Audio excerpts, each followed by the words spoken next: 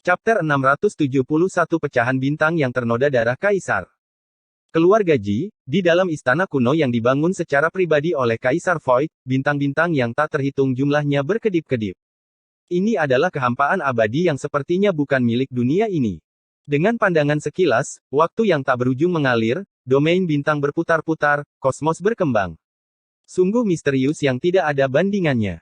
Ini adalah istana kuno yang penuh dengan kabut kekacauan primitif. Saat berada di dalam, tidak diketahui tahun berapa sekarang. Hanya tamu terhormat klan Ji yang bisa masuk, orang luar bahkan mungkin tidak bisa masuk bahkan sekali dalam beberapa tahun. Tempat ini berisi rahasia dari Dao Confirming Void, seutas kekuatan Kaisar yang mengalir. Menurut legenda, setelah Kaisar Void kembali dari pertempuran yang menggemparkan dunia di Gunung Abadi, dia meninggal dunia di istana kuno ini di tahun-tahun terakhirnya. Itu adalah Kaisar manusia dari satu generasi. Pertempuran besar macam apa yang dia hadapi sehingga dia pergi mengasingkan diri setelah kembali? Apa yang dia hadapi? Apakah dia mati dalam pertempuran, atau apakah dia kehabisan umur? Ini adalah pertanyaan di benak semua orang yang memasuki istana kuno Void. Di saat yang sama, mereka juga merasakan rasa hormat yang tak terbatas.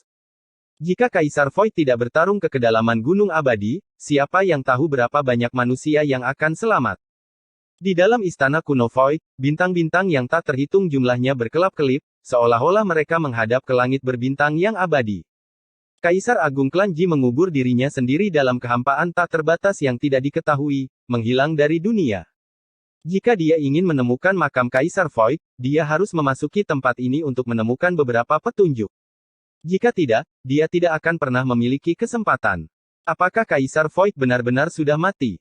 Wang Teng bertanya. Dia cukup beruntung bisa memasuki istana kuno Void, minum teh di sini bersama ayahnya, leluhur Xuan, dan yang lainnya.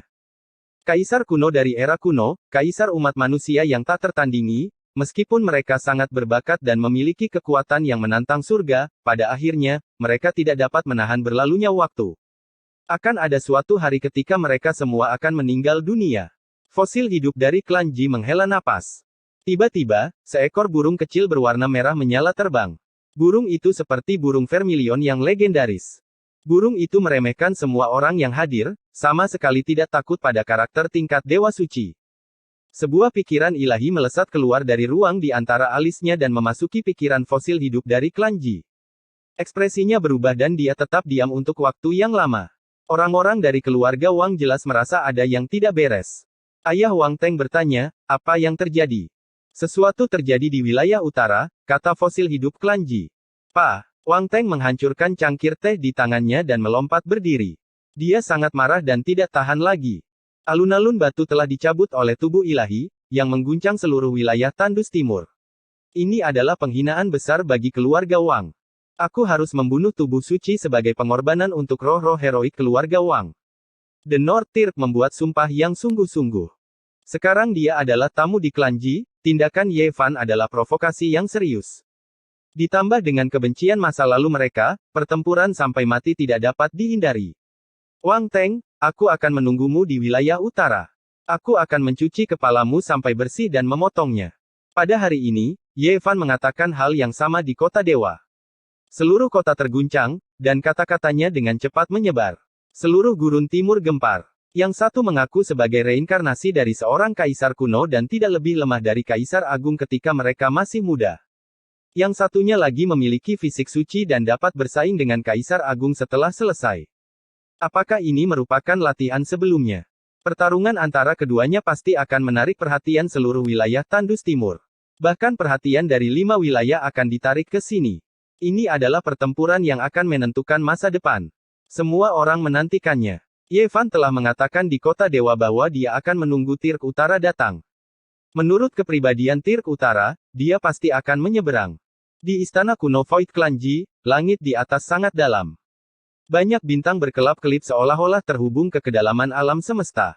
Tiba-tiba, terdengar suara lembut saat meteorit seukuran telapak tangan jatuh. Apa ini? Semua orang berdiri. Fosil-fosil yang masih hidup itu menjatuhkan meja dan kursi. Mereka bergegas mendekat dengan tidak sabar saat mereka merasakan jejak kekuatan Kaisar Agung. Apakah ini harta karun rahasia yang ditinggalkan oleh para leluhur? Beberapa tetua klan Ji semuanya gemetar. Mereka merasakan aura yang mirip dengan cermin kuno Void. Ada aliran kekuatan ilahi yang menakutkan yang sangat menakutkan. Mereka hampir jatuh ke tanah. Dentang. Ada suara logam saat bintang biru yang pecah jatuh ke tangan Wang Teng. Bintang itu bersinar dengan cahaya iblis dan memiliki ritme dao yang aneh. Pada saat itu, ekspresi orang-orang dari klan Ji berubah. Mengapa? Namun, mereka tidak khawatir. Di istana kuno Void ini, tidak ada yang bisa bertindak sembarangan. Bahkan Wang Teng, yang dikenal sebagai reinkarnasi dari Tir kuno, tidak bisa melakukannya. Dia hanya bisa menyerahkannya. Ada jejak darah, ini. Semua orang terkejut. Pada bintang biru yang pecah, ada jejak darah segar yang sepertinya baru saja mengalir keluar. Itu sangat indah. Mengapa ada darah? Sepertinya baru saja terciprat di atasnya. Beberapa figur top terkejut. Perasaan yang diberikan darah ini pada mereka terlalu familiar. Itu sama dengan aura dari Void Ancient Mirror. Selain itu, ada jenis kekuatan ilahi yang mengalir yang membuat orang ingin berlutut. Itu berasal dari darah segar. Plop. Di belakang, seorang ahli menggunakan kehendak ilahi untuk menyelidiki. Dia benar-benar ditekan dan jatuh ke tanah. Dia tidak bisa menahan tekanan seperti lautan. Mungkinkah ini jejak darah leluhur kita? Orang-orang dari klan Ji gemetar. Bahkan fosil yang masih hidup pun tidak bisa menahan diri untuk tidak gemetar. Mereka sangat bersemangat. Mereka tidak tahu apa yang terjadi. Mereka tidak tahu mengapa bintang biru yang pecah ini jatuh dari kehampaan yang tak terbatas. Selain itu, ada jejak darah Kaisar Void di dalamnya. Nenek moyangku mengubur dirinya sendiri di kehampaan tak berujung, dan tidak ada yang tahu di mana makamnya. Mengapa ada serpihan bintang-bintang yang berlumuran darahnya? Fosil hidup klan Ji mengulurkan tangannya, ingin mengambilnya dari tangan Nortir. Namun, dia merasa sulit untuk bergerak. Selain itu, dia terlempar puluhan meter jauhnya, menghancurkan banyak meja dan kursi giok. Beraninya kau begitu lancang di klan Jiku. Wajah seorang tetua menjadi gelap. Dia hendak menyerang Wang Teng. Semuanya, harap tenang. Anakku tidak bersikap kasar. Kalian melihat kekuatan bintang biru. Anak saya tidak sadarkan diri. Ayah Wang Teng bergegas maju. Pada saat yang sama, seorang leluhur tua dari klan Wang juga menonjol. Dia berkata, dengan kekuatan Teng, dia memang bisa meremehkan dunia. Namun, dia tidak mungkin bisa memaksa fosil hidup kembali seperti ini. Ini. Semua orang di istana kuno Void terkejut. Wang Teng tidak bergerak sama sekali. Rune mengalir keluar dari bintang biru yang rusak dan muncul di matanya. Di langit berbintang yang tak terbatas, bintang-bintang jatuh yang melesat di langit menghilang di matanya. Ada berbagai macam rune yang berkelebat di matanya. Itu sangat aneh. Rune itu adalah tanda dao yang melayang naik dan turun. Huff. Tetua, harap tenang. Ini milik klan Ji. Kami tidak akan mengambilnya. Makhluk kuat dari klan Wang berkeringat dingin. Ayah Wang Teng tertawa. Dia berkata, ini cukup untuk membuktikan bahwa anak saya ditakdirkan dengan klan Ji.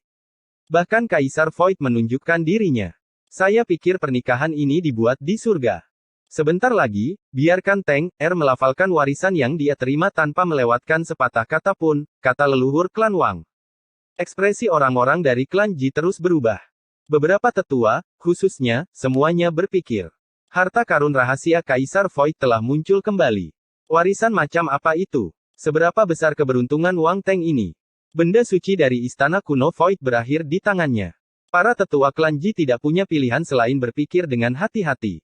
Mereka merasa bahwa Dewa Utara mungkin benar-benar tak terbendung. Pada hari itu, berita menyebar ke dunia luar. Wang Teng menerima warisan Kaisar Void dan diakui oleh sekelompok orang dari klan Ji. Kemungkinan besar dia akan membentuk aliansi pernikahan dengan klan Ji. Apa? Kaisar Void meninggalkan warisan lain sebelum dia meninggal. Dia benar-benar memilih Wang Teng dan mengizinkannya mendapatkannya. Apakah ini benar? Di padang pasir timur, banyak kekuatan besar menerima laporan itu. Mereka semua terkejut. Ini adalah masalah yang sangat berpengaruh. Pemahaman Kaisar Void sebelum dia meninggal sangatlah penting. Mengapa Wang Teng memiliki keberuntungan yang begitu besar? Apakah dia ditakdirkan untuk menjadi kaisar? Semua orang terkejut. Potensi tak terkalahkan seperti apa yang akan dia miliki setelah mendapatkan pengakuan dari Kaisar Void. Sepertinya klan Ji benar-benar akan membentuk aliansi pernikahan dengan klan Wang. Bulan kecil klan Ji akan menikah dengan dataran utara. Orang-orang terkejut saat mengetahui bahwa dua kekuatan besar akan mematahkan tabu dan terikat bersama. Ada desas-desus bahwa sekelompok orang di klan Ji selalu menentang pernikahan ini dan ingin mendiskusikannya di masa depan. Ada juga sekelompok orang yang sangat mendukung.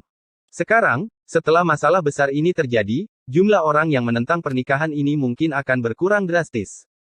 Kemungkinan besar tidak akan ada lagi perlawanan terhadap aliansi pernikahan. Hal ini akan menyebabkan gelombang besar. Aku tidak akan menikah. Ini adalah perlawanan Ji Ziyue. Namun, suara bulan kecil klan Ji saja sepertinya tidak bisa mengubah apapun. Hanya dalam beberapa hari, Tirk Utara mengolah tulisan suci di pecahan bintang biru dan mengalami kemajuan yang menakutkan. Di langit di atas gua tempat tinggal klan Ji, segala macam pemandangan menakutkan muncul. Naga sejati, burung phoenix ilahi, dan yang lainnya bersujud di bawah kaki Tirk pusat. Sosok Tirk adalah dirinya sendiri. Tubuh emasnya megah, dan segala macam nyanyian pengorbanan terdengar. Sebenarnya ada banyak roh dewa yang menyembahnya. Bahkan para tetua klan Ji pun terkejut. Mereka mengolah kitab suci ini pada saat yang sama, tetapi mereka tidak secepat Tirk Utara. Hanya dalam beberapa hari, dia memahami Dao dan berkultivasi ke tingkat yang begitu dalam. Reputasi Tirk Utara meningkat. Para doyens dari klan Ji, yang awalnya ragu, sekarang memandangnya dengan cara yang baru. Bakat seperti itu hampir tak tertandingi. Dia pasti akan bisa membuktikan daunnya di masa depan. Banyak orang terkejut. Sikap mereka terhadapnya berubah drastis, dan mereka tidak lagi ragu-ragu seperti sebelumnya. Tidak ada yang sengaja menyembunyikannya. Ketika berita itu menyebar ke dunia luar, seluruh Eastern Baren berada dalam keheningan mutlak. Seniman bela diri yang kuat dari dataran utara ini telah menekan generasi muda sampai mati lemas. Banyak orang tua yang menghela nafas dan mengkhawatirkan anak cucu mereka. Setelah mereka meninggal, siapa yang bisa melawan Tirk Utara seperti itu? Sekarang, mereka sendiri sudah tidak berdaya. Di reruntuhan dewa, ada sebuah wilayah kuno yang luas. Banyak tempat yang tandus, dan tanahnya semerah darah. Namun, ada juga banyak tempat yang penuh dengan vitalitas. Tumbuhan purba yang berusia puluhan ribu tahun tumbuh di sana, dan aromanya menusuk hidung. Seekor anjing hitam besar menggendong seekor gadis kecil yang tampak seperti diukir dari batu giok di punggungnya. Anjing itu berkeliaran di wilayah ini seperti pencuri dan terus bergumam. Sial, benar-benar ada. Gerbang surga selatan. Apakah benar-benar ada surga kuno di bagian terdalam? Ia melihat ke kejauhan, dan melihat gerbang kuno di reruntuhan dewa. Itu sangat megah, dan praktis lebih tinggi dari langit. Dogi, kapan kamu akan menemukan kakak? Nan-nan kecil seperti boneka porselen yang sangat indah, patuh dan lembut, membuat orang merasa lembut dan penuh kasih sayang. Setelah beberapa waktu, Dogi, apa yang kamu bicarakan? Nan-nan kecil mengedipkan matanya yang besar, dan dengan ringan menepuknya. Saya ingat Kaisar Agung Wuxi pernah berkata bahwa makhluk tertinggi di kedalaman senjata gunung abadi ditempa dari emas biru abadi galaksi. Memikirkannya saja sudah membuat orang bergidik. Kemungkinan besar itu adalah pecahan senjata yang ditembakkan ke tubuh Kaisar Void dan jatuh. Meskipun ternoda oleh darahnya, itu masih merupakan warisan dari Gunung Abadi. Di wilayah utara, Ye Fan juga menerima berita tentang Wang Teng dalam beberapa hari terakhir.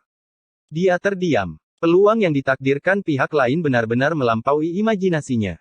Namun, dia tidak kenal takut. Dia mengeluarkan teriakan pertempuran terkuatnya, yang disebarkan ke seluruh tanah gurun timur oleh banyak pembudidaya. Aroma osmanthus tercium di udara. Di malam bulan purnama, mari kita bertarung sampai mati di puncak Gunung Ungu. Pada malam bulan purnama, pertempuran antara Sein Pisik dan Tirk Utara di puncak Gunung Kaisar kuno mengejutkan semua orang. Bahkan makhluk purba pun mengetahuinya, karena itu adalah tempat ziarah di era kuno. Chapter 672 Keterlibatan dipaksa untuk bertarung. Osmanthus yang harum, malam bulan purnama, pertempuran sampai mati di puncak Gunung Ungu. Semua orang di Timur Tandus sedang menunggu. Fisik dewa melawan Tirk Utara pasti akan menjadi pertempuran yang menghancurkan bumi. Itu sama dengan awal dari pertempuran antara tubuh ilahi dan kaisar kuno. Berita ini sangat berpengaruh dan dengan cepat menyebar ke tengah dan pegunungan selatan. Semua orang menantikan pertempuran ini karena itu akan menentukan siapa yang bisa membuktikan dao mereka di masa depan. Masih ada lebih dari 10 hari sampai malam bulan purnama. Itu tidak terlalu jauh dan akan segera tiba. Pertarungan ini sudah ada di depan mata. Ini akan menjadi pertempuran sengit yang akan menarik perhatian seluruh dunia. Sangat mudah untuk membayangkan bahwa itu akan menjadi fokus seluruh dunia. Tidak ada alasan bagi Wang Teng untuk tidak menerima pertempuran itu. Dia tidak bisa mundur. Sekarang dia begitu kuat, dia bisa meremehkan semua orang di generasi muda dan berada di level yang sama dengan penguasa ilahi. Seperti yang diharapkan, setelah Ye Fan meneriakkan seruan pertempurannya, Wang Teng segera merespon. Dia menyatakan di depan klan Ji bahwa dia akan membunuh tubuh dewa di Gunung Kaisar kuno pada malam bulan purnama. Musim gugur di wilayah utara terasa sangat dingin. Daun-daun kuning berguguran dan memenuhi udara dengan suasana yang suram. Hembusan angin bertiup dan dedaunan menari-nari. Musim yang suram telah tiba. Pertempuran yang mengejutkan akan segera dimulai, tapi Ye Fan melewatinya dengan tenang tanpa riak. Orang-orang tidak tahu apa yang sedang terjadi. Sementara itu, dia pergi ke biara Miaoyu tapi tidak melihat An Miaoyi. Dia mengetahui bahwa wanita cantik ini telah pergi ke gurun barat sendirian untuk mencari teknik mistik dan mengembangkan ajaran Buddha dan Taoisme. Wilayah utara tak terbatas dan hanya ada sedikit oasis. Tidak ada bunga osmanthus, tapi dia akan menghadapi bulan dan bertarung. Dalam waktu setengah bulan, sebuah pohon osmanthus benar-benar tumbuh di depan Gunung Ungu. Aromanya memenuhi udara dan bisa tercium dari jauh. Kelopak-kelopak bunganya berjatuhan tertiup angin. Malam itu seperti air. Ye Fan berjalan sendirian di atas tanah yang berdarah. Dia melewati hutan osmanthus dan mengitari Gunung Ungu. Dia tidak melakukan sesuatu yang istimewa dan pergi segera setelah itu. Fisik dewa baru saja memasuki alam rahasia abadi belum lama ini. Bisakah dia mengalahkan Tirk Utara? Apa yang akan dia andalkan? Ye Fan terlalu gegabah dalam pertempuran ini. Itu bukan pertanda baik baginya. Selama periode waktu ini, Ye Fan menjelajahi tanah di wilayah utara. Dia melakukan perjalanan ke hampir semua urat nadi kuno dan meninggalkan jejaknya di banyak gunung dan sungai. Beberapa hari kemudian, sebuah berita menyebar dari wilayah selatan. Tirk Utara dan Ji Ziyue akan bertunangan, dan itu akan terjadi dalam beberapa hari ke depan. Hua, seluruh gurun timur gempar. Ini terlalu mendadak. Mengapa ada pengaturan seperti itu sebelum pertempuran yang menentukan? Itu membuat semua orang terkejut. Astaga, apa kau pikir kau bisa mengubah segalanya dengan menantang Teng Er-ku? Di wilayah selatan, ayah Wang Teng mencibir, saya sudah lama mendengar bahwa Anda sangat dekat dengan mutiara klan Ji. Apakah Anda ingin mengubah segalanya dengan satu pertempuran? Bermimpilah. Kakak, dia tidak perlu melakukan ini. Bahkan jika dia memiliki fisik dewa, dia pasti akan mati. Dia melakukan ini untuk menyelesaikan apa yang disebut kesulitan bulan kecil keluarga Ji. Bagaimana mungkin dia bisa menjadi tandingan Teng Er? Dia hanya membuang nyawanya. Makhluk hebat dari keluarga Wang berkata. Ayah Wang Teng, Wang Chengkun, berdiri di depan jendela dan mencibir, alasan mengapa saya menyarankan pertunangan ini adalah untuk membuat semuanya sia-sia baginya. Saya ingin mengganggu suasana hatinya dan membuatnya mati lebih cepat. Tapi, klan Ji mungkin tidak setuju pada saat ini. Ada beberapa tetua klan Ji yang memiliki hubungan dekat dengan kami. Mereka membenci apa yang dilakukan anak suci saat itu. Kamu bisa meminta mereka untuk membuat pengecualian. Bahkan jika mereka tidak setuju, kita bisa menyebarkan berita itu, dan mereka tidak akan mengatakan apa-apa. Kata Wang Chengkun. Berita pertunangan Wang Teng dan Tirk Utara menyebabkan kegemparan besar, tetapi klan Ji tidak mengatakan apa-apa. Orang-orang bingung. Terlalu cepat. Bagaimana bisa begitu cepat? Orang-orang tidak mengerti. Mengapa mereka memilih untuk bertunangan sebelum pertempuran besar? Ini tidak masuk akal. Ayah Wang Teng, Wang Chengkun, mencibir, apakah Anda pikir Anda bisa membunuh Teng saya dengan memilih gunung penguasa kuno dan memiliki keunggulan geografis? Saya akan membiarkan Anda datang ke wilayah selatan untuk mati terlebih dahulu. 2 hari kemudian, keluarga Wang mengirim hadiah dari dataran utara.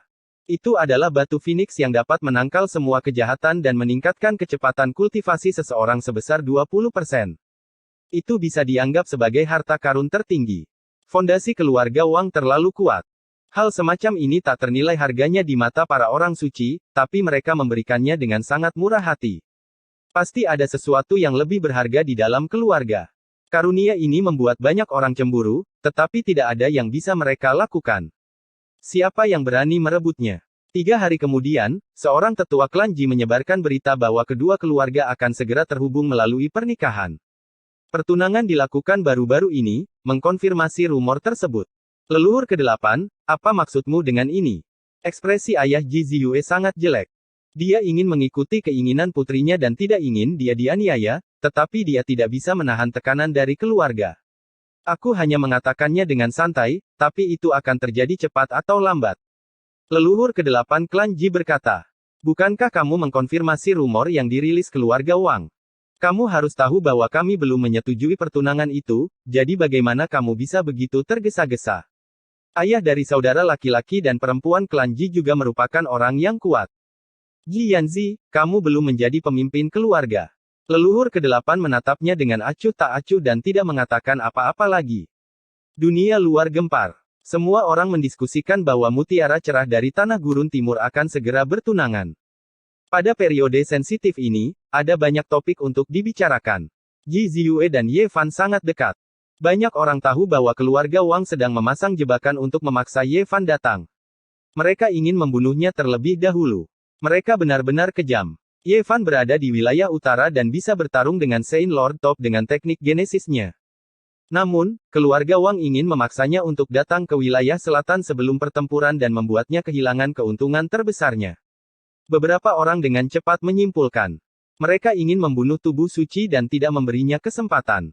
Jika Ye Fan tidak datang dan tidak bisa membawa Ji Ziyue pergi, maka dia pasti akan menyesal di masa depan.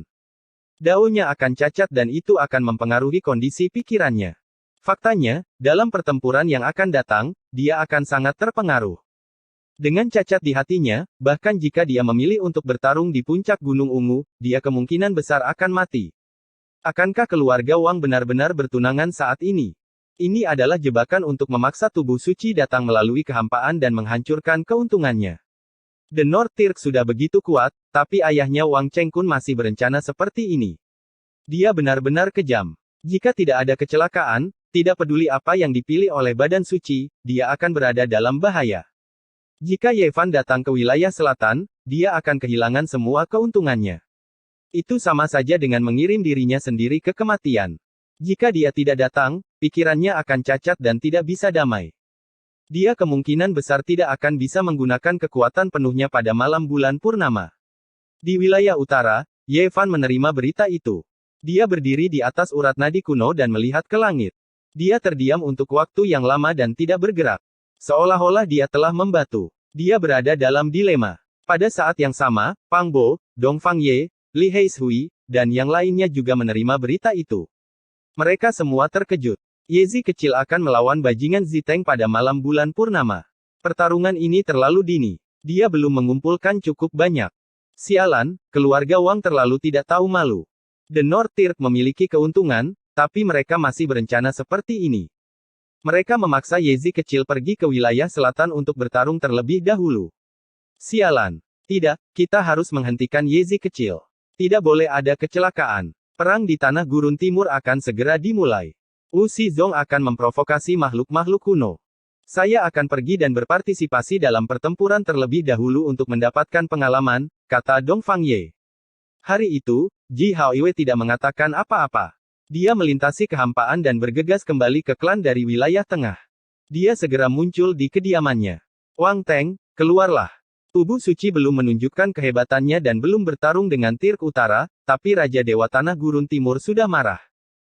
Ketika dia kembali ke klan dan melihat saudara perempuannya yang sakit-sakitan, dia merasakan hatinya sakit dan meneriakkan kata-kata seperti itu. Rambut Ji Haoiwei acak-acakan. Gambar bulan yang cerah muncul dari laut muncul.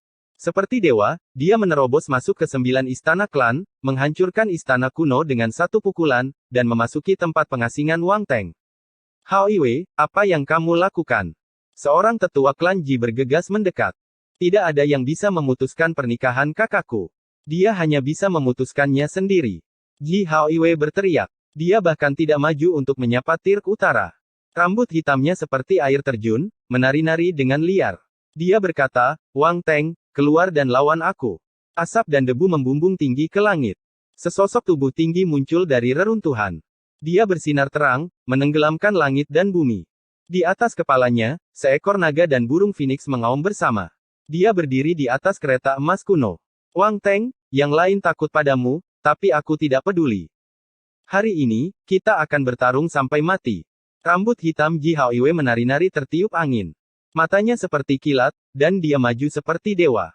Teng, jangan kasar. Wang Chengkun muncul. Sebelum Tirk Utara mengatakan apapun, dia berbicara lebih dulu dan menghentikannya. Haoiwei, apa yang kamu lakukan? Tetua klan Ji juga maju dan menghentikan Ji Haoiwei. Leluhur ke-8, minggir. Ji Haoiwei berteriak. Tubuhnya melepaskan pancaran berharga dari seorang Raja Dewa. Laut biru muncul di belakangnya, dan bulan yang cerah perlahan-lahan terbit. Bang! Leluhur ke-8 terjatuh dan terhuyung-huyung. Ekspresinya segera berubah saat dia berkata, kurang ajar. Sesosok tubuh berkelebat, dan para tetua klan Ji muncul.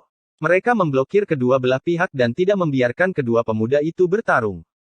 Pada hari itu, berita menyebar bahwa Ji Haoiwei di penjara. Beberapa tetua secara pribadi keluar untuk menenangkan dia. Kepala klan, mengapa kamu melakukan ini? Di sebuah gua kuno, Ji Haoiwei duduk bersila. Matanya seperti kilat saat dia bertanya dengan suara rendah. Aku tidak setuju dengan pertunangan saat ini. Itu hanya omong kosong leluhur ke-8. Kamu tidak perlu khawatir. Setelah guru suci klan Ji mengatakan ini, dia berbalik dan pergi. Tapi, ini adalah masalah yang sangat besar. Bagaimana Anda bisa berbicara omong kosong? Ini masalah hidup dan mati. Ji Haoiwei berteriak. Namun, gua kuno itu menjadi sunyi, dan tidak ada yang menjawabnya.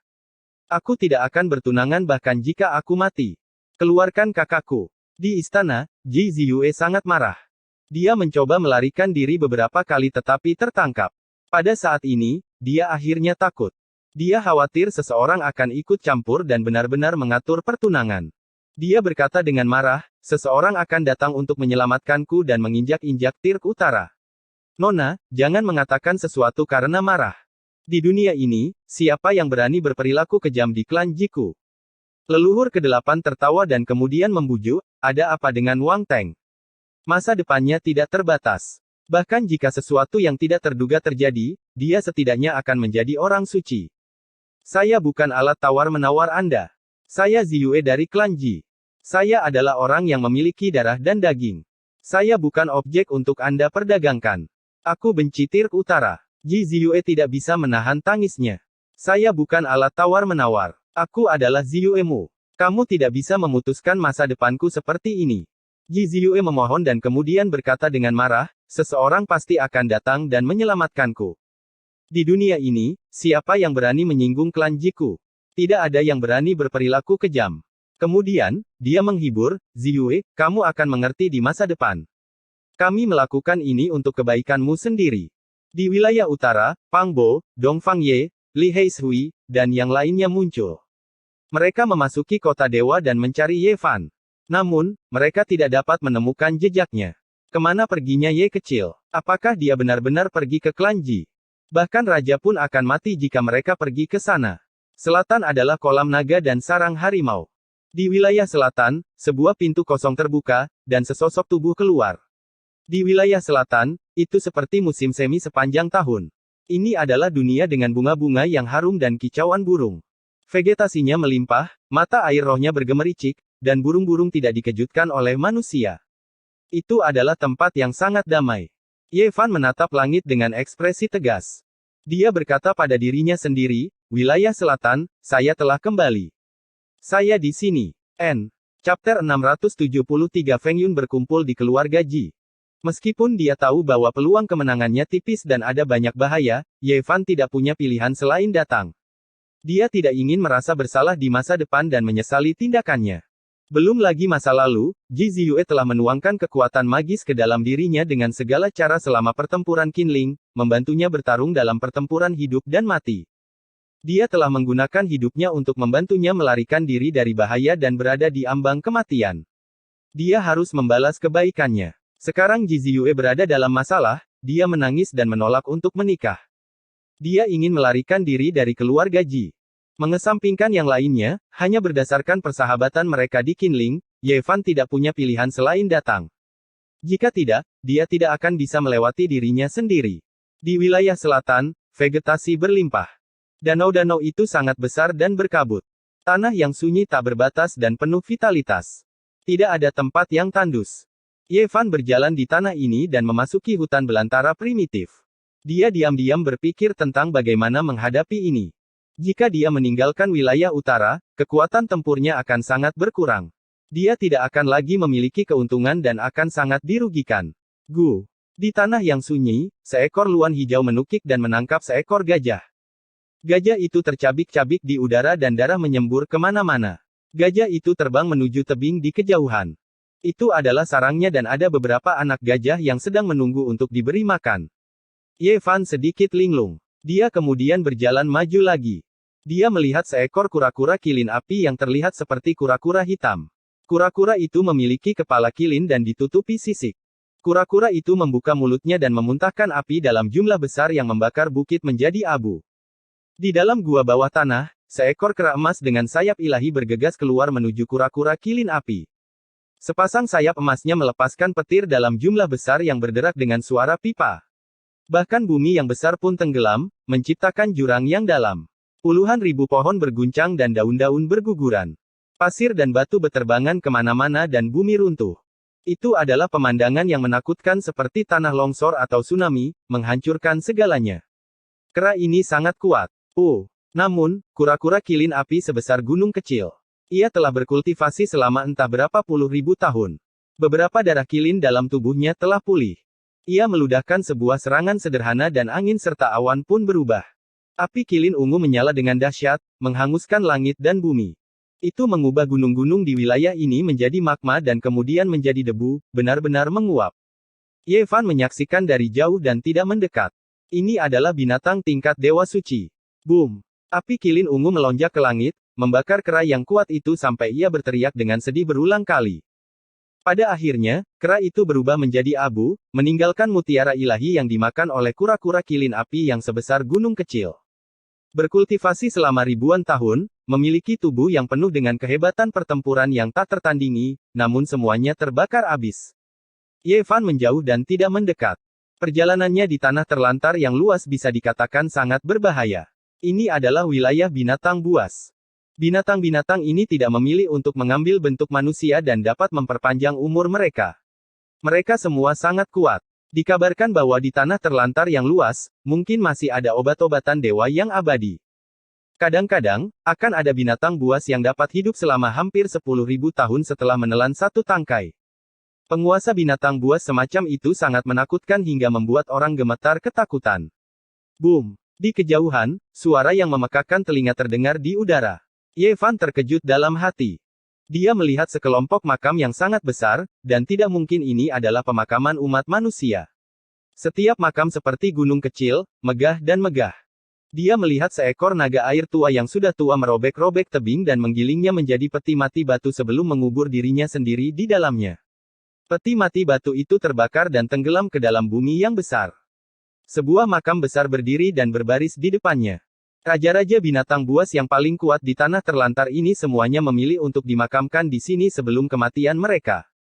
Ye Fan berjalan ke depan dan menyapu matanya ke setiap makam yang sangat besar. Tidak ada mutiara ilahi yang tertinggal. Mereka semua telah berubah menjadi abu. Namun, Ye Fan sangat tersentuh. Dia berkata pada dirinya sendiri, mungkin saya bisa mencobanya. Jika saya berhasil, maka saya akan memiliki kartu truf yang kuat. Dia berjalan melalui tanah kosong yang luas dan menerima pencerahan.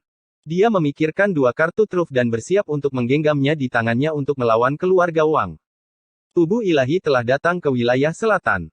Di istana kekaisaran para tamu kehormatan keluarga Ji, seorang ahli dari keluarga Wang berbicara. Dia telah mendengar dari sebuah sekte besar di wilayah utara bahwa Ye Fan telah melakukan perjalanan melalui kehampaan di sana. Pada akhirnya, dia datang untuk membuang nyawanya. Anak muda, kamu masih terlalu tidak berpengalaman. Orang tua ini menggunakan beberapa metode untuk memaksamu datang dan membuang nyawamu. Wang Chengkun berkata dengan tangan di belakang punggungnya. Di istana kekaisaran, beberapa ahli sedang memeriksa sebuah gulungan gambar. Di atasnya ada koordinat perjalanan Ye Fan. Mereka menyimpulkan di mana dia akan muncul di wilayah selatan. Berita bahwa tubuh dewa telah datang ke wilayah selatan bukanlah sebuah rahasia. Banyak orang tahu tentang hal itu. Semua orang terkejut dan mulai mendiskusikannya. Mereka merasa bahwa Ye Fan terlalu impulsif. Dia datang ke wilayah selatan untuk bertarung dalam pertempuran yang menentukan dan telah kehilangan semua keuntungannya. Dia kemungkinan besar akan mati dan mewarnai perbatasan selatan dengan darah. Banyak orang menghela nafas. Tubuh ilahi adalah satu-satunya yang mematahkan kutukan setelah era kuno. Sangat mungkin dia akan bersinar terang di masa depan. Tidak ada yang mengira bahwa dia akan menemui jalan buntu. Hampir tidak ada peluang untuk menang. Dia memang sangat kuat, tapi dia belum tumbuh ke titik di mana dia tidak takut pada tanah suci. Tanpa teknik asli yang bisa diandalkan, bagaimana dia bisa bersaing dengan Divine Lord papan atas? 5 hari kemudian, Tirk Utara akan bertunangan dengan Ji Ziyue. Seseorang menyebarkan berita itu dan langsung menimbulkan kegemparan. Apakah itu benar-benar dikonfirmasi? Atau apakah itu untuk memaksa tubuh ilahi muncul sesegera mungkin? Sekarang, jika Ye Fan ingin melakukan yang terbaik untuk membantu Ji Ziyue, dapat dikatakan bahwa tidak ada waktu untuk merencanakan. Bagaimana dia bisa bertarung dalam waktu sesingkat itu? Di dunia luar, tidak ada yang optimis tentang tubuh ilahi. Mereka merasa bahwa kemungkinan besar dia akan mati di wilayah selatan. Karena dia sudah berada di sini, tidak mungkin baginya untuk tidak bergerak. Namun, tidak ada kesempatan untuk menang. Keluarga Ji memiliki senjata Dao yang ekstrim. Apa yang bisa dia gunakan untuk melawannya? Melawan keluarga leluhur, kekuatannya sendiri sangat lemah. Tidak mungkin baginya untuk menyelamatkan Ji Ziyue. Jika dia pergi, dia pasti akan mati. Di istana kekaisaran keluarga Ji, Wang Chengkun mengungkapkan senyuman dingin dan berkata, tidak perlu kita melakukan apapun. Jika dia berani datang ke keluarga Ji dan berperilaku kejam, saudara kedelapan dari keluarga Ji akan membunuhnya. Tahun itu, ketika Ye Fan menyerang di wilayah selatan, dia membunuh banyak ahli keluarga Ji. Orang kuncinya adalah wanita tua itu, Ji Hui. Semuanya terjadi karena dia. Tidak lama kemudian, seseorang menyebarkan berita bahwa Ye Fan mungkin akan masuk ke keluarga Ji dalam beberapa hari. Seketika, wilayah selatan terguncang. Mata semua orang melihat ke atas. Sudah berapa tahun itu terjadi? Orang-orang tidak dapat mengingat sudah berapa lama sejak hal seperti ini terjadi. Hanya ada beberapa orang yang berani masuk ke dalam keluarga para leluhur. Ini terutama berlaku untuk keluarga Ji. Tidak peduli seberapa hebatnya pahlawan mereka, mereka akan berubah menjadi abu di bawah cermin kehampaan kuno. Tidak mungkin mereka bisa lulus ujian ini. Saat ini, bahkan jika Buddha petarung yang berjaya dari Gunung Meru atau orang gila tua dari tanah gurun timur muncul, mereka harus mempertimbangkannya dengan serius. Tidak ada seorang pun di dunia ini yang tidak takut pada mereka. Selain itu, siapa yang bisa melihat melalui fondasi keluarga Ji? Pembudidaya hebat mereka saat ini juga sangat kuat. Berapa banyak kekuatan besar yang berani melawan mereka? Pewaris ras iblis tanah gurun timur, Pang Bo, memberi penghormatan. Pada hari ini, di depan istana kekaisaran yang megah dari keluarga Ji, beberapa orang muncul. Suara mereka seperti guntur yang teredam. Pang Bo datang, tapi dia tidak datang sebagai junior untuk bertemu dengan para ahli keluarga Ji. Sebaliknya, dia mengangkat identitasnya sebagai pewaris Raja Iblis, menaikkan sapaan semacam ini ke tingkat ras iblis dan ras manusia. Ye Fan adalah pelindung ras iblis. Siapapun yang membunuhnya akan melawan ras iblis. Pang Bo benar-benar cemas. Wilayah selatan adalah tempat yang berbahaya. Dia takut Ye Fan akan menyerang dan mewarnai tanah ini dengan darah, jadi dia berusaha sekuat tenaga dan muncul dengan identitas yang sensitif. Segera setelah ini dikatakan, wilayah selatan kembali terkejut. Bahkan ras iblis pun terlibat. Kali ini, badai ditakdirkan untuk menjadi besar. Kali ini, Raja Bangau dan Raja Kelelawar datang. Pang Bo menggunakan koneksinya sendiri untuk mengundang mereka. Dengan bantuan identitasnya sebagai pewaris Azuretir, dia menekan keluarga Ji. Sayangnya, setelah pertempuran Qinling, Raja Naga Merah dan yang lainnya mengasingkan diri. Kalau tidak, itu akan lebih efektif. Pang Bo menghela nafas. Meski begitu, keluarga Ji tidak mengabaikan mereka. Seorang kultivator hebat keluar untuk menyambut mereka dan mengundang mereka masuk. Meskipun mereka tidak mengomentari kata-kata mereka, mereka tidak ingin menyinggung perasaan mereka. Ras iblis dan pewaris Azuretir. Salah satu paman Wang Teng tercengang. Setelah menerima berita itu, dia secara naluriah merasa ada sesuatu yang berubah. Tidak lama kemudian, berita yang dapat dipercaya datang.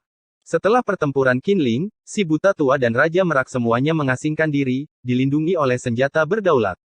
Tidak mungkin untuk meminjamnya. Tubuh ilahi, bagaimana Anda akan bertahan hidup? Ayah Wang Teng, Wang Chengkun, mencibir. Tanpa senjata kedaulatan, kamu akan mati bahkan jika kita tidak melakukan apa-apa. Keesokan harinya, Li Heishui menemani beberapa dari 13 bandit ke keluarga Ji di wilayah selatan. Jelas sekali bahwa dia ingin melindungi Ye Fan dan tidak membiarkan sesuatu terjadi padanya. Banyak pembudidaya di padang gurun timur terkejut. Ras iblis dan 13 bandit telah datang. Ini adalah kekuatan kuat yang tidak bisa diabaikan. Bahkan tanah suci pun harus mewaspadai mereka. Dalam waktu kurang dari setengah hari, Taois Naga Merah muncul dan keluar dari pengasingan. Meskipun dia tidak membawa senjata tertinggi, dia datang sendiri. Suasana di wilayah selatan menjadi tegang. Raja Naga Merah bisa mengamuk di hutan belantara timur. Sekarang, selain para orang suci, siapa yang bisa membunuhnya? Banyak orang terkesiap ketika mereka melihat bahwa dia datang secara pribadi untuk Ye Fan. Boom! Pada hari ketiga, terdengar suara keras.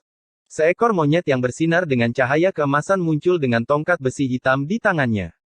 Dia berdiri di depan istana keluarga Ji, menyebabkan debu membubung ke langit. Wang Teng, keluar dari sini. Kera pertempuran suci telah datang ke padang gurun timur untuk Ye Fan. Dia akan membunuh Tirk Utara dengan tongkatnya. 10.000 ras primordial akan segera muncul, dan pangeran suci juga ada di sini. Identitas ini terlalu sensitif. Itu bahkan lebih penting daripada Zitian, tuan muda dari lembah dewa yang berteman dengan Wang Teng. Banyak kekuatan besar yang khawatir. Kaisar Utara, siapa yang memberimu gelar ini? Bahkan orang sepertimu ingin memverifikasi Dao dan menjadi kaisar. Dengan adanya aku di sini, lebih baik kau pergi sejauh mungkin.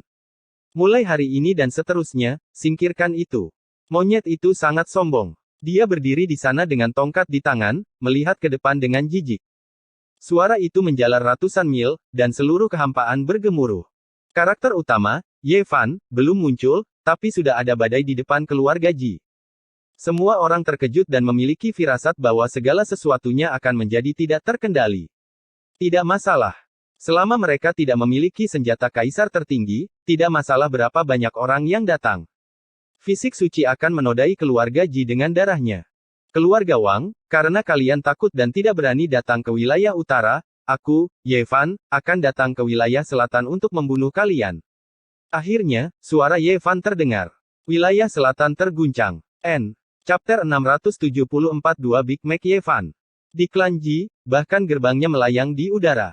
Bahkan ada beberapa pulau dengan air terjun perak yang jatuh. Itu terlihat sangat indah. Siapa yang membuat keributan? Teriak seseorang dari klan Ji, dan seorang pembudidaya tua berjalan keluar. Namun, ada sosok lain yang bahkan lebih cepat dari mereka. Seorang kultivator dari klan Wang telah menunggu di luar, menunggu Ye Fan datang. Dia ingin membunuhnya, jadi dia berubah menjadi seberkas cahaya dan bergegas mendekat. Puff! Sebuah pohon harta karun terbang keluar dari alisnya, menghancurkan gambar di depannya. Ada suara teredam di langit, dan cahaya ilahi yang tak berujung muncul. Raja maju dengan kemauan yang tak tergoyahkan. Klan Wang, Anda ingin memiliki kaisar agung. Aku akan datang dan membunuh kalian semua. Di langit biru, hanya kata-kata ini yang bergema. Apa yang dihancurkan barusan hanyalah gambar yang dibentuk oleh jimat, dan bukan tubuh aslinya. Saint Pisik, mau kemana kamu? Kultivator dari klan Wang mengejarnya, tapi indera sucinya memindai kemana-mana dan tidak menemukan apapun. Dia mundur dengan putus asa, merasa malu. Jelas sekali bahwa tubuh asli yang lain tidak datang. Tiba-tiba, sepotong sumber ilahi yang diukir dengan jimat muncul dan meledak di tempat, menciptakan jurang kehampaan hitam. Kultivator dari klan Wang berteriak kesakitan. Setengah dari tubuhnya hancur. Jika bukan karena formasi ilahi Kaisar Agung yang telah disiapkan oleh klan Ji di sini, bagian dari sumber ilahi dengan sejuta jimat ini akan cukup untuk membunuhnya. Tapi ini sudah cukup. Mata yang tak terhitung jumlahnya di wilayah selatan menatap tempat ini, dan mereka semua terkejut. Fisik suci benar-benar berani menjadi begitu kuat. Apakah dia punya trik lain di lengan bajunya? Apakah dia benar-benar akan datang ke klan Ji dalam 2 hari? Bagaimana dia akan bertarung melawan cermin kuno Void? Bagaimana dia akan bertarung melawan Tirk Utara? Ye Fan secara alami tidak menunjukkan tubuh aslinya. Pada saat ini, dia sudah pergi jauh, melompat puluhan ribu mil dan tiba di tanah tandus. Ini adalah tempat yang aneh. Tanah merahnya tandus, dan ada retakan besar selebar beberapa meter di mana-mana. Bahkan ada api yang membumbung tinggi ke langit. Orang bisa merasakan panasnya dari jauh. Api ilahi melonjak, hampir membakar kehampaan. Domain api. Setelah bertahun-tahun, Ye Fan kembali ke tempat ini lagi. Saat itu, dia dikejar ke tempat ini dan nyaris lolos dari kematian. Dia mengalami kesengsaraan api dan menempa kuali Miriatki, berkultivasi dengan pahit selama setengah tahun. Sekarang setelah dia kembali, Ye Fan dapat menahan api ungu bahkan tanpa biji bodi. Dia tidak berhenti dan memasuki tingkat ke-7. Api 5 warna mengalir di sini, yang dikenal sebagai api sejati 5 elemen. Mereka melingkar seperti gumpalan kabut, suhunya bahkan lebih panas. Makhluk-makhluk biasa yang kuat tidak dapat menahannya, mengubah mereka menjadi arang. Bertahun-tahun yang lalu, dia telah menggunakan api yang menakutkan ini untuk membakar seorang tetua agung dari klan Ji sampai mati di sekte Xiao Yao, dan kemudian melarikan diri dengan nyawanya. Ye Fan melangkah maju, langsung memasuki wilayah api tingkat 8. Ini adalah tempat di mana bahkan kultivator tingkat Dewa Suci tidak bisa masuk. Bahkan tubuh asli seorang penguasa yang berdaulat bisa dibakar menjadi abu. Di dunia ini, hanya Taois gagak yang datang ke sini untuk memurnikan besi ilahi berlemak kambing. Karena dia memiliki tubuh gagak api, dia terlahir dari api suci, jadi dia tidak takut. Dalam ribuan tahun terakhir, Ye Fan adalah orang kedua yang memasuki wilayah api tingkat 8. Dia mengandalkan tubuh ilahi yang tak tertandingi untuk menahan pembakaran api 7 warna. 7 gumpalan kabut melingkar. Mereka tidak begitu padat, tetapi mereka memiliki suhu yang menakjubkan. Itu bukanlah sesuatu yang bisa ditolak oleh tokoh-tokoh tingkat master sekte sama sekali. Itu bisa membakar langit. Tubuh fisik Ye Fan melampaui tubuh seorang dewa suci, tapi seluruh tubuhnya terasa seperti akan terbelah. Dia hampir tidak bisa menahannya, dan itu adalah ancaman bagi tubuh sucinya. Bisa dibayangkan betapa panasnya itu. Namun, ini masih bukan tujuannya. Dia berjalan maju, tiba di tepi wilayah api tingkat ke-9. Suhu terik di depan sangatlah tinggi, dan itu membuat orang merasa seperti akan meledak bahkan dari kejauhan. Wilayah api tingkat ke-9 adalah tempat yang tidak bisa dimasuki oleh siapapun selama ribuan tahun. Itu adalah tanah kematian tidak hanya dalam nama tetapi juga dalam kenyataan. Ye Fan berdiri di kejauhan dan melihat beberapa lusin abu berbentuk manusia. Siapa yang berani memasuki wilayah api tingkat ke-9? Dia terguncang dalam hati. Ini adalah tanah kematian yang pasti. Tak terhitung tahun telah berlalu, namun begitu banyak orang yang ingin memasukinya. Api 9 warna itu tampaknya melampaui lingkup dunia fana, seolah-olah mereka terbakar di dunia besar lainnya. Itu adalah ilusi dan menakutkan. Gumpalan kabut 9 warna berdenyut, menghancurkan segalanya. Bisakah saya memasuki tingkat ke-9? Ye Fan mengeluarkan biji bodi. Tanpa item ini, dia tidak berani mengambil risiko, karena level ke-8 sudah menjadi batasnya. Semua dosa di dunia berkumpul bersama untuk membentuk api karma yang dapat memadamkan semua dewa. Bodi akan membuktikan Dao dan melawan api karma sendirian. Saya harap itu juga dapat memblokir tingkat terakhir dari api ilahi. Ye Fan mengujinya. Dia menempatkan harta karun ajaib yang membawa benih bodi ke dalam wilayah api tingkat ke-9. Dia menemukan bahwa benda itu tidak rusak seperti sebelumnya. Benda itu terpisah dari api dan tidak terbakar. Hal ini membuatnya merasa jauh lebih tenang. Ia mengambil kembali biji bodi tersebut dan menggenggamnya di tangannya. Kemudian dia melangkah maju, memasuki kedalaman wilayah api yang dipenuhi dengan desas-desus menakutkan yang tak terhitung jumlahnya. Api suci 9 warna berdenyut seolah-olah ada dewa dan iblis yang meratap di langit. Segala macam suara misterius dan kuno terdengar di telinganya. Seolah-olah dia telah memasuki medan perang para dewa. Suhu yang menakutkan bahkan membuat memegang biji bodi menjadi tidak nyaman. Seolah-olah kulit dan dagingnya akan terbelah. Dia hampir mati lemas. Dia adalah orang pertama dalam ribuan tahun yang mencapai tempat ini. Ye Fan bersiap untuk menggunakan kuali Myriad Ki untuk mengumpulkan api ini. Hanya itu yang bisa menahan suhu ini. Senjata lain mungkin akan segera terbakar menjadi abu. Tiba-tiba, hatinya tergerak. Dia menemukan labu hitam di dalam kuali Myriad Ki. Ketika dia menarik sumbatnya, sebuah cahaya kacau menyala. Ini. Ye Fan hampir lupa tentang harta karun ini. Dia telah mengambilnya dari orang suci rumah ungu. Dia telah mempelajarinya untuk waktu yang lama tetapi masih tidak bisa memahaminya. Dia tidak bisa menggunakan kekuatannya. Namun, sumbat labu itu bisa digunakan. Bentuknya seperti palu kayu yang sudah lapuk dan telah digigit serangga. Namun, ketika dia mengayunkannya, itu bisa memancarkan cahaya yang kacau. Itu memiliki kekuatan serangan yang sangat menakutkan. Saat itu, dia bahkan mengejek Purple Mansion Sein karena memiliki harta karun tapi tidak mengetahuinya. Dia hanya menggunakan labu untuk melawan musuh-musuhnya dan bukan labu hitam. Sekarang labu itu telah berada di tangannya begitu lama, itu masih sama. Aku ingin tahu seberapa kuat itu. Saya akan mencoba menggunakannya untuk menahan api ilahi tingkat ke-9. Ada beberapa air sejati Taiyin di dalam labu hitam. Itu langsung menguap di wilayah api tingkat ke-9. Kemudian, labu hitam itu tenggelam dan masuk ke depan. Di bawah kendalinya, labu itu mulai menelan api ilahi 9 warna. Tidak takut dengan api yang paling menakutkan. Ye Fan terkejut. Dia menyadari bahwa dia benar-benar telah mengabaikan materi ilahi. Labu hitam tidak memancarkan kekuatan ilahi. Di bawah kendalinya, itu seperti jurang maut.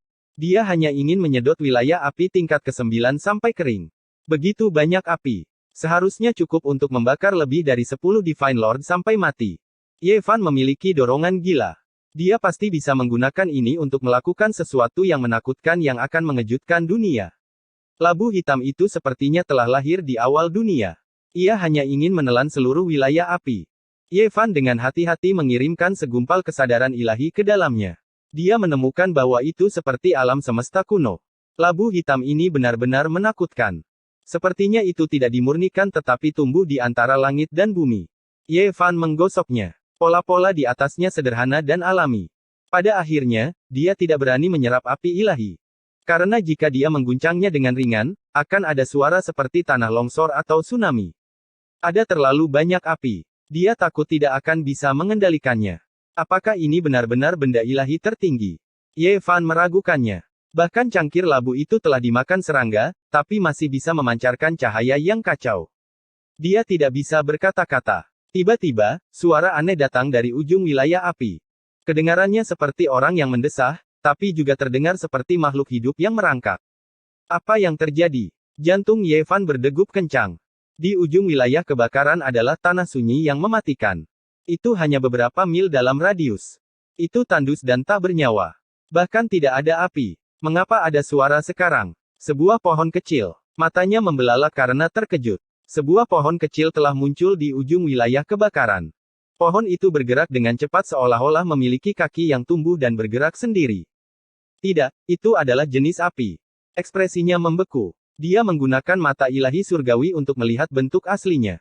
Itu adalah sekelompok api, tetapi telah berubah menjadi pohon aneh yang tingginya setengah meter. Mungkinkah legenda itu benar? Ye Fan terkejut. Ada banyak legenda tentang wilayah api. Banyak dari catatan itu tidak masuk akal. Misalnya, sebuah buku kuno mencatat bahwa seorang makhluk abadi telah dibakar sampai mati di bagian terdalam wilayah api.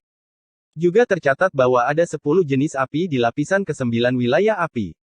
Namun, jenis ke-10 tidak memiliki sumber dan hanya muncul beberapa kali sejak zaman kuno. Jenis api ke-10, itu benar-benar ada. Ye Fan mengungkapkan ekspresi tidak percaya.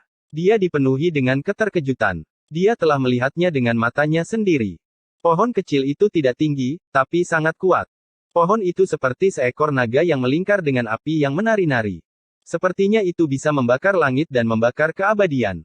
Jenis api ke-10 membakar makhluk abadi sampai mati. Kulit kepala Ye Fan menjadi mati rasa ketika dia memikirkan legenda itu. Meskipun nyala api itu kecil, jika menyerbu, dia akan segera berubah menjadi tumpukan tanah hitam. Pada saat itu, dia melihat pemandangan yang sulit dipercaya. Pohon kecil itu terbakar, dan nyala api sebenarnya adalah rune. Satu demi satu dunia kecil runtuh dan kemudian terbentuk kembali. Itu sangat aneh. Itu benar-benar bisa membakar langit dan membakar keabadian, tetapi pada akhirnya, itu dipulihkan.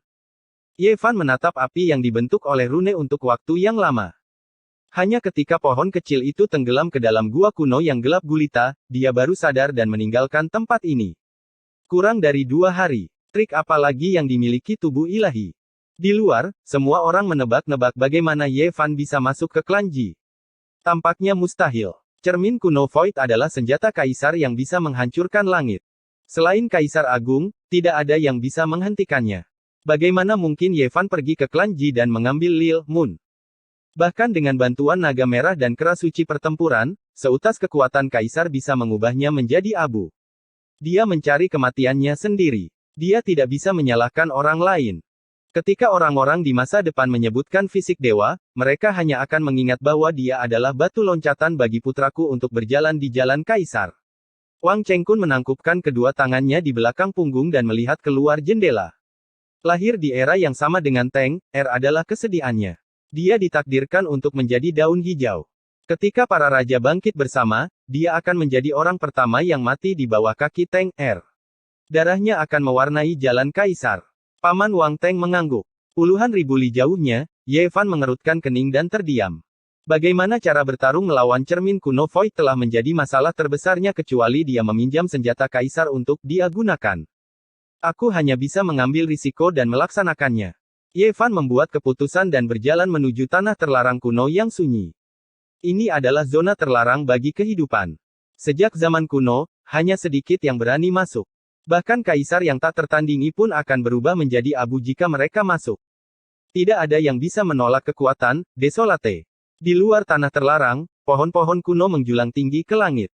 Itu adalah pemandangan purba. Di dalam, orang bisa mendengar suara seperti jarum jatuh. Sangat sunyi senyap tanpa ada satu pun suara. Ye Fan mengeluarkan semua botol batu giok yang berisi mata air suci. Kemudian, dia menggigit sebuah buah suci berukuran 8 trigram. Aromanya meresap ke dalam tulang dan jiwanya. Sekarang, dia tidak punya banyak yang tersisa, jadi dia hanya bisa menyia-nyiakannya seperti ini. Energi kehidupan melingkupi dirinya. Akhirnya, dia bergegas masuk seperti sambaran petir, memasuki bagian terdalam dari tanah terlarang. Setelah jangka waktu yang tidak diketahui, suara gemetar datang dari kedalaman tanah terlarang. Itu seperti suara kelahiran alam semesta. Itu membuat hati orang-orang berdebar dan jiwa mereka ingin meninggalkan tubuh mereka. 9 mayat naga terbaring di dalam peti mati perunggu besar. Ye Fan berjuang untuk membawa peti mati kecil di punggungnya. Dahinya dipenuhi keringat saat dia berjalan keluar selangkah demi selangkah. Cermin kekosongan kuno. Aku bisa memblokirnya. Untuk menyelamatkan Ji Ziyue, Ye Fan telah memikirkannya sejak lama. Dia mempertaruhkan nyawanya untuk membawa peti mati perunggu misterius ini dan bertarung melawan senjata kaisar yang ekstrim. Chapter 675 membawa peti mati ke dalam keluarga kuno. Peti mati kecil ini sangat berat, seperti alam semesta kecil. Itu benar-benar memiliki aura dunia. Daging Ye Fan tak tertandingi. Dia bisa memindahkan gunung dan mengisi lautan, tapi itu masih sangat berat. Keringat membasahi punggungnya. Namun, dia jauh lebih kuat dari sebelumnya. Dia tidak merasa tubuhnya akan hancur. Dia berjalan selangkah demi selangkah menuju puncak gunung. Dia hampir menghabiskan mata air kehidupan ilahi dan sangat perlu mengisinya kembali. 9 gunung suci itu megah dan agung. Sama seperti di masa lalu, mereka diam dan tidak bergerak sama sekali. Itu seperti jurang maut yang telah ada sejak dahulu kala, atau tempat peristirahatan para dewa. Di sepanjang jalan, tampak pepohonan purba yang menjulang tinggi dan tebing yang menjulang. Bahkan ada beberapa fragmen putih yang terbentuk dari tulang belulang yang layu. Mereka merekam legenda dan ketidakberdayaan di masa lalu. Dengan setiap langkah yang diambil Ye Fan, dia akan tenggelam ke dalam bumi hingga ke lututnya. Dia mendaki gunung suci dengan susah payah. Dia mengunyah sepotong buah suci untuk menahan berlalunya waktu, tidak menua. Di puncak gunung, terdapat sebuah kolam kecil yang jernih dan harum. Airnya meresap ke dalam tulang-tulang seseorang. Ye Fan minum sepuasnya dan mengisi botol giok murni. Kemudian, dia pergi ke puncak lainnya untuk menyimpan apa yang dia butuhkan. Akhirnya, dia membawa peti mati perunggu kecil ke tepi tebing dan melihat ke bawah ke dalam jurang yang tak berujung. Dia menggunakan mata ilahi asal surgawi untuk melihat altar 5 warna. Itu adalah tempat yang menyakitkan di hatinya. Dia selalu ingin melompat ke bawah dan kembali ke kampung halamannya. Altar bobrok itu terbuat dari batu 5 warna. Ada bekas tebasan pedang dan lubang pedang, yang menceritakan tentang perjalanan waktu yang tak terbatas dan perjalanan waktu yang tak berujung. Tidak diketahui berapa banyak hal yang telah terjadi di langit berbintang. Seseorang. Ye Fan terkejut.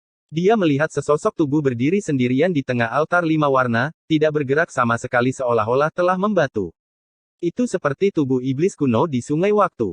Jantungnya berdegup kencang. Siapa itu? Mengapa ia berdiri di atas altar 5 warna? Apakah itu budak yang terpencil? Jaraknya terlalu jauh, dan jurang tak berujung itu gelap gulita. Meskipun dia memiliki mata ilahi, dia hanya bisa melihat siluet. Dia tidak bisa membedakannya secara detail. Ye Fan menuruni gunung selangkah demi selangkah. Dia tidak berani tinggal lama-lama. Hanya langit yang tahu apa yang ada di altar 5 warna. Jika itu melompat keluar, mungkin akan menyebabkan bencana besar. Kiang. Jalan keluarnya sangat panjang, setidaknya 80-90 li.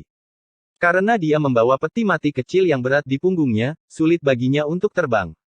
Dia tidak tahu berapa banyak kekuatan hidupnya yang akan habis, dan ada kemungkinan dia akan menghadapi bencana besar antara hidup dan mati. Dia harus menyesuaikan diri dengan kondisi puncaknya. Setelah beristirahat untuk waktu yang lama, Ye Fan berdiri dan menatap ukiran perunggu di peti mati raksasa. Dia melamun dan sepertinya melamun. Dewa-dewa kuno, orang-orang kuno menangis, apa artinya semua ini? Tao Ti, Qiong Qi, Xuan Ni, dan yang lainnya sangat besar, wajah mereka menyeramkan, jelas dan hidup. Mereka semua adalah binatang purba yang tercatat dalam kitab klasik gunung dan laut, seolah-olah mereka akan menerobos tembok. Dewa-dewa kuno dengan noda air mata, jalan langit berbintang kuno yang jauh. Ye Fan merenung untuk waktu yang lama. Pada akhirnya, dia tiba di depan diagram langit berbintang. Ukiran di sini sangat tidak jelas, tertutup karat. Selain itu, bintang-bintang yang tak berujung itu sangat kecil, seolah-olah dunia nyata ada di sini. Swoosh! Kecemerlangan melintas di tangan Ye Fan saat dia mengeluarkan harta abadi yang dia peroleh dari sarang kacau 10.000 naga.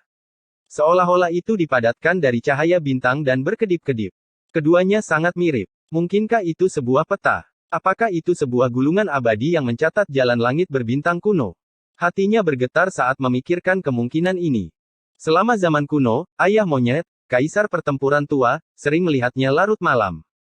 Hal ini pasti sangat penting, dan pasti ada rahasia yang mengejutkan bagi seorang kaisar kuno untuk memperlakukannya seperti ini.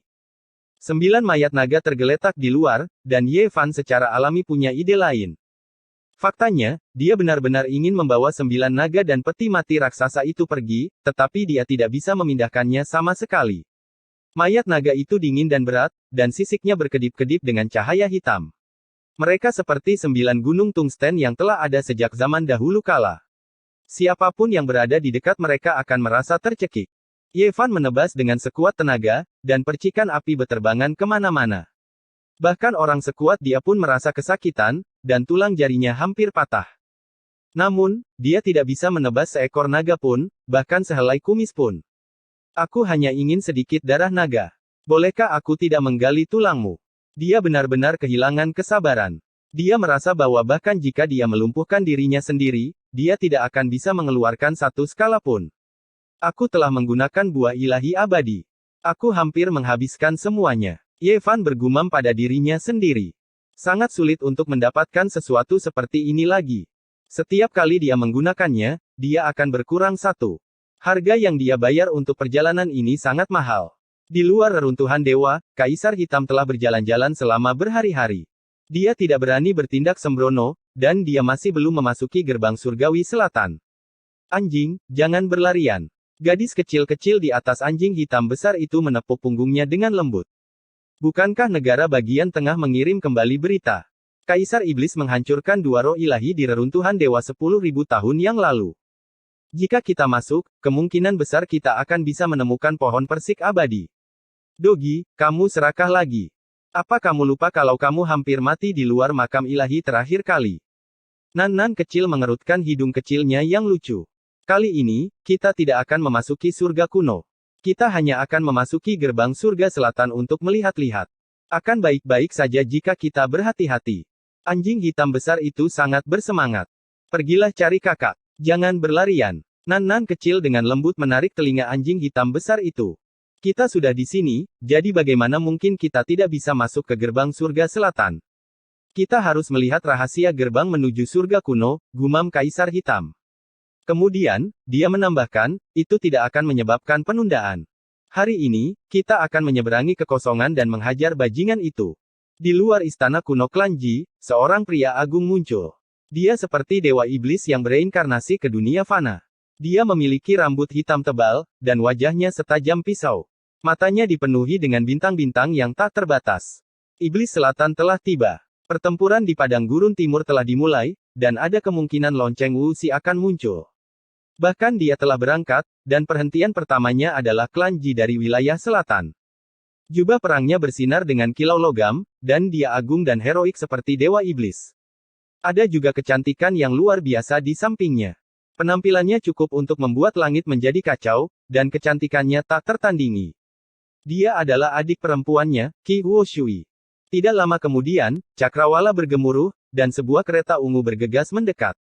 Ada 9 binatang purba yang menarik kereta itu, dan masing-masing dari mereka seperti gunung kecil. Aura menakutkan yang mereka pancarkan membuat orang gemetar. Kelompok makhluk purba ini seperti dewa iblis. Mereka berasal dari lembah para dewa, dan itu adalah salah satu asal-usul klan kerajaan kuno yang paling kuat. Mereka semua penuh dengan niat membunuh, dan mereka sebenarnya juga memasuki klan Ji. Orang yang berada di dalam kereta itu adalah Zi Tiandu. Selain itu, ada juga seorang gadis berambut ungu yang mengendarai kereta yang sama dengannya. Dia seperti peri tanpa celah, dan bahkan pupil matanya berwarna ungu. Kulitnya seputih salju seperti batu giok. Dia adalah kakak perempuannya. Dalam 2 hari terakhir ini, pintu masuk klan Ji ramai seperti pasar. Mereka yang memiliki status tinggi di wilayah selatan semuanya datang. Mereka semua memiliki firasat bahwa badai besar akan segera terjadi, dan mereka semua ingin menyaksikannya secara pribadi. Pada hari terakhir, orang-orang dari semua kekuatan besar di tanah rampasan timur datang. Mereka semua ingin melihat metode apa yang dimiliki Ye Fan, dan apakah dia bisa membalikkan keadaan. Ye Zi, di mana tepatnya kamu? Kamu pasti tidak bisa datang ke sini untuk membuang nyawamu. Pang Bo sangat cemas. Dia datang ke sini dengan identitas pewaris Kaisar Iblis. Meskipun klan Ji sopan, dia tidak bisa mengubah apapun. Kakek, aku Ziyuemu. Saya ingin meninggalkan tempat ini, dan saya bukan alat tawar-menawar Anda. Ji Ziyue merasa dirugikan, dan air mata mengalir di matanya yang cerdas. Di banyak tempat, ekspresi setiap orang berbeda. Mereka semua memperhatikan dengan seksama, diam-diam menunggu Ye Fan muncul. Menurut spekulasi mereka, tidak mungkin baginya untuk memulai dengan kuat tapi berakhir dengan lemah. Dia tidak akan melarikan diri kembali ke wilayah utara, dan hanya masalah waktu sebelum dia muncul. Pada hari terakhir, ada banyak tamu terhormat di aula klan Ji. Benar-benar seolah-olah mereka akan bertunangan. Banyak kekuatan besar datang berkunjung dan memberikan beberapa hadiah berharga. Bukankah mereka mengatakan bahwa fisik ilahi akan datang? Mengapa dia belum muncul? Seseorang di sudut berdiskusi dengan lembut. Sebagian besar orang yang datang berkunjung datang karena badai. Di sisi lain, Wang Chengkun memiliki senyum acuh tak acuh di wajahnya. Dia masih berbicara tentang putranya, selalu berbicara tentang bagaimana Teng Er membandingkan fisik ilahi dengan apa-apa. Di kejauhan, Pang Bo tertawa dingin dan berkata, nama ayah saya adalah Li Gang, dan nama anak saya adalah Wang Teng. Itu hampir menjadi slogan. Apakah fisik ilahi masih akan datang? Mengapa dia belum muncul? Banyak orang yang curiga. Secara logika, dia seharusnya sudah muncul sekarang. Apakah perlu untuk mengatakannya? Dia pemalu dan tidak berani datang. Seseorang dari klan Wang mencibir. Beberapa anak muda dari klan Wang setuju satu demi satu, mereka semua menunjukkan ekspresi mengejek. Bahkan ada beberapa yang membuat komentar tajam, tidak menyembunyikan ejekan mereka sama sekali. Apa yang dimaksud dengan fisik ilahi? Dengan saudara klan saya di sini, badai macam apa yang bisa dia buat? Meringkuk dengan patuh adalah jalan yang benar. Bahkan orang seperti dia ingin bersaing dengan saudara klan saya. Hong. Tiba-tiba, batas cakrawala di kejauhan bergetar. Sejenis aura mengerikan dilepaskan, menyapu dari kejauhan, membuat menara pengawas kuno di dalam keluarga Ji bergetar. Tetua senior keluarga Ji terkejut. Seseorang datang dengan harta rahasia yang tak tertandingi, dan setelah melakukan kontak dengan pola formasi tersembunyi, mereka merasakan formasi kuno misterius yang rusak yang ditinggalkan oleh Kaisar Void. Siapa yang datang? Di kejauhan, seorang ahli dari keluarga Ji bertanya. Ye Fan. Ketika dua kata ini terdengar, di dalam kedalaman menara pengawas kuno keluarga Ji yang megah, banyak orang terguncang. Ye Fan benar-benar datang. Dari mana kamu berasal? Seorang pembudidaya tua berjalan, mengunjungi keluarga Ji untuk membunuh Wang Teng. Suaranya seperti guntur, menggema di langit. Semua orang mendengarnya. Setelah beberapa saat hening, keributan pecah. Ye Fan benar-benar datang. Selain itu, jenis kekuatan ini membuat semua orang berdiri. Jika bukan karena ini adalah keluarga Ji, banyak orang akan langsung bergegas keluar. Keluarga Ji, hanya pulau-pulau terapung dan pegunungan abadi yang megah saja berjumlah ratusan, apalagi semua jenis istana. Itu seperti istana surgawi kuno. Seorang tokoh besar dari keluarga Ji berdiri, memutuskan untuk melihatnya secara pribadi.